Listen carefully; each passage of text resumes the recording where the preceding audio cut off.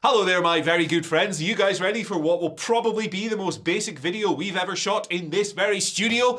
Well, it's a public holiday here in the UK. There are no video editors in. In fact, there's nobody else in the office apart from this bald idiot here and, of course, the giant alligator, the Flatty. So I figured I would come in, still give you the news. You want to hear the stories. You want to see the Flat F in all his glory. I know what you pay for. You don't pay anything. You're on YouTube. It's free. What the hell am I talking about? This is already chaotic. But we're going to talk today about WWE's booking plans for Cody Rhodes. We're going to talk about the AEW versus WWE signing tug of war for Jay White. After that, we will go over the missing WWE star who is returning soon. Good news. And then we're going to talk about Roman Reigns' booking plans as well. But I'm Andy. This is the news.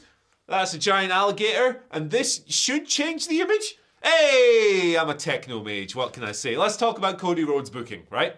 On this week's episode of Raw, of course, him and Brock Lesnar, they started a feud. Cody came down, confronted Solo and Roman in the ring. Brock Lesnar seemed to be coming to his aid. They set up a tag team match. Brock was all buddy-buddy. And then we got to the tag team match in the main event. And Brock turned on his ass and beat him up for about 5 years, it felt like. But, you know, big angle of the closed Raw, for sure.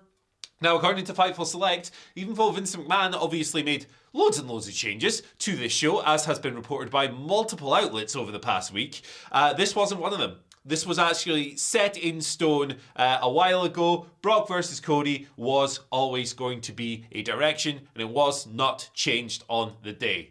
This was not a last-minute pivot. There's some more details here, noting that Brock learned of his WrestleMania plans nearly a month in advance, and people in the know in WWE knew that we were heading in this direction. So that's pretty interesting as well. And on top of that, plans for Brock to be side-by-side with Cody and then beat him up later on were laid out about a month before the Raw after Mania. So an interesting facet of this for me is that considering the, you know, what happened with the Universal Undisputed Intergalactic Beastie Boys Championship at WrestleMania 39, if Cody won, had beaten Roman, would this still be the plan? I think that's an interesting thing to consider, an interesting question surrounding this whole thing. And I think the Brock versus Cody for a first world title feud would have been pretty sick. The current situation is what it is. It's been the subject to a lot of debate. Me personally, I still feel like Cody should have went over at WrestleMania, and we will, I guess, see how things progress for him. But yeah, interesting couple of weeks in WWE land for sure, and I'm sure there'll be more on tonight's SmackDown, particularly if a certain demented billionaire shows up. Now let's talk a little bit about Jay White. This is really good. Look at this, slideshows. He, of course, debuted on AEW Dynamite this week, Jay White. Opening segment of the show. Afterwards, he got the logo, the banner, you know the thing, that thing on Twitter. He is signed there, and Fightful Select have doted, I don't know, that this was in place, plans for this were in place ahead of WrestleMania, when WWE sources were told that Jay White would not be coming in to that company. Jay White has signed a multi-year deal with AEW, which is good for them, obviously. And Fightful learned of WWE's interest in Jay White around Wrestle Kingdom season. That is January. July hasn't happened yet. And the company were actually pretty confident that they were going to land him. Now, it's noted in this report that Triple H and William Regal were both interested in bringing Jay White to WWE. Why wouldn't they be? He would fit that company like a glove. He'll fit AEW like a glove as well, don't get me wrong, but easy to see why they would want him. But according to WWE higher-ups, the company, and this is a quote, failed to communicate properly along the process, and that AEW ended up landing Jay White over WWE could potentially be a product of Vince McMahon's return and the lack of main roster signings that have come since then. There he is. What a glorious human being. Look at that torso. I want that torso for my own. WWE had gone as far as making tentative creative plans for this gentleman as well, and officials knew that time was ticking, the clock was ticking to bring him in. But WWE, some people in the company were still hopeful of landing Jay as of last week. Obviously, that didn't end up happening. So yeah, it's a bit of a free agent tug of war, a bit of a battle, bit of both companies seemingly interested in signing the guy, as they should be, and he's gone with AEW. So just filling in some of the gaps there. He probably the biggest name for you. I mean, Goldberg obviously is a bigger name, but like as far as someone you can book on your TV every week, Jay White was probably the most viable free agent, big name, good, awesome dude left on the market. So obviously Kota Ibushi's another interesting one, but his circumstances are different, and it looks like he might just stay freelance, which probably suits him a bit better. But hey, there you go. Market heating up for sure. Right, let's talk about the missing WWE star, who might be coming back pretty soon.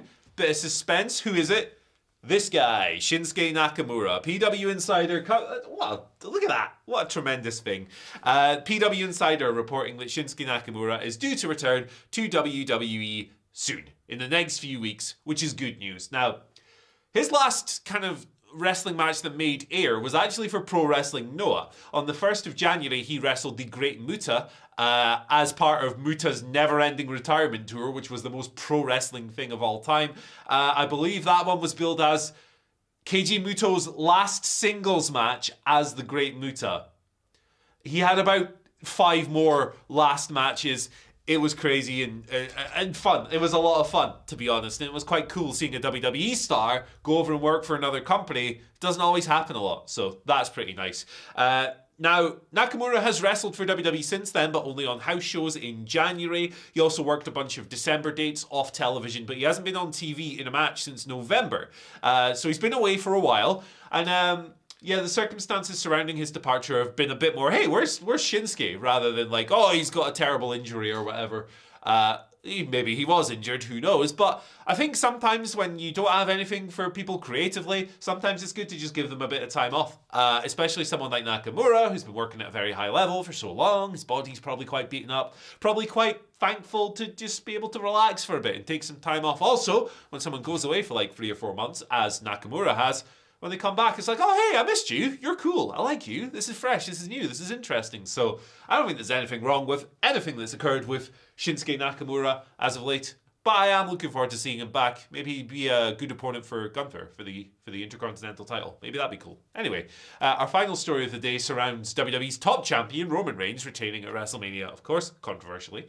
Got a bit of an update on his situation from Worked Wrestling, the Twitter account, of course. I'll just read the tweet to you. Please keep in mind that things are currently volatile, they certainly are, and things can change on a whim. Currently, Roman Reigns is not scheduled for SmackDown tomorrow night. This was from yesterday. But there is slated to be a segment that leads to further tension between Paul Heyman and Jey Uso. So that's interesting to consider. Roman was obviously on Raw, as we've just discussed. All the stuff with Cody and Brock and Solo. There was also a backstage segment there where Paul Heyman kind of sent the Usos away and said, hey, we'll get you after the show. And they lied to them and duped them, as has been kind of like a hallmark of this storyline. Paul Heyman and Roman Reigns are manipulative men, and they do this quite a bit. So I imagine we'll see something like that continue on this week's SmackDown. There's been a lot of people speculating that maybe Jey is going to be the one to rise up again and go after that title, like was the case at the start of this storyline. It'll be very interesting to see regardless. But yeah, as of the time of reporting, no plans for Roman to be on SmackDown. But we saw what happened to this week's episode of Raw.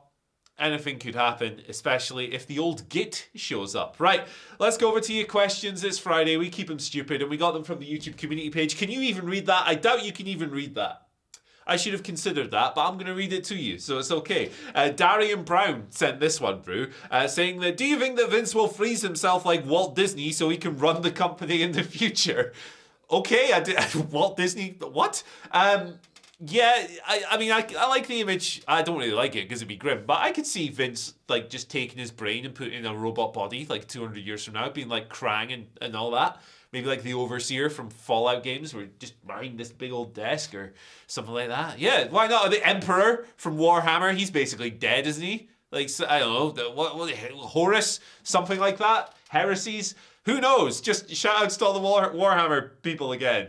Represented on the channel these days. Yeah, he's here forever, isn't he? He's here forever. They're going to find a way to like turn him into some kind of cyborg that outlives all of us.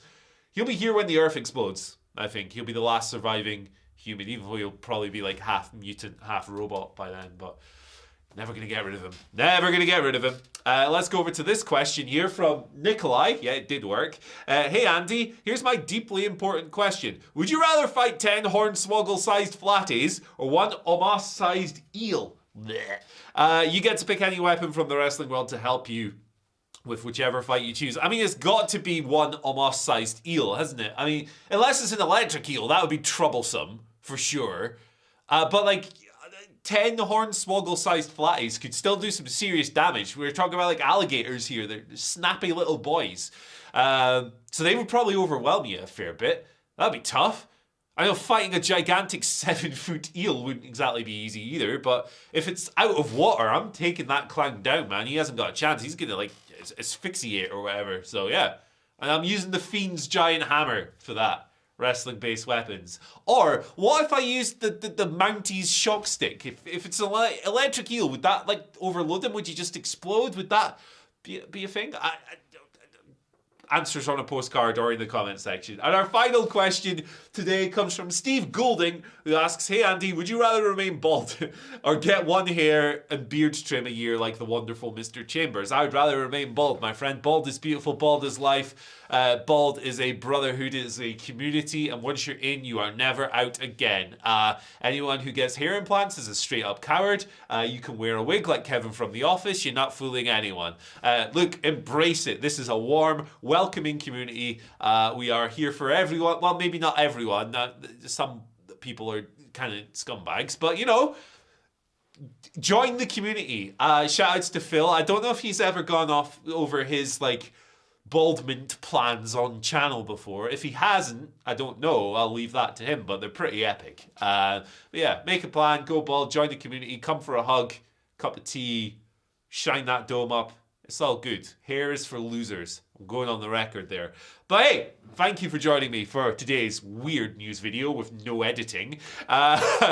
Needs must. But it's been a fun week doing these solo videos on my own, in the studio. Everyone's been away. Other people have been doing different things. It's a crazy time of year, but thank you so much for all the wonderful comments and support and views and everything this week. It's been great. I'll be back on Monday with another one of these. Again, with no editors, probably. And then on Tuesday, it's me and Adam again. Back to normal. Our normal service resumed. Whatever. Ronald McDonald and Grimace finally reunited. It's going to be a good time. Please like, share, subscribe, and ring the bell for notifications. Those things really do help us, and they are very much appreciated. Then, you can follow us on Twitter at WhatCulture WWE and myself at Andy H. Murray. The H stands for Hoop52. I forgot the thing I wrote down. A Nightmare on Hoop Street. I've probably done that already, but yeah, okay. See you later. Thank you.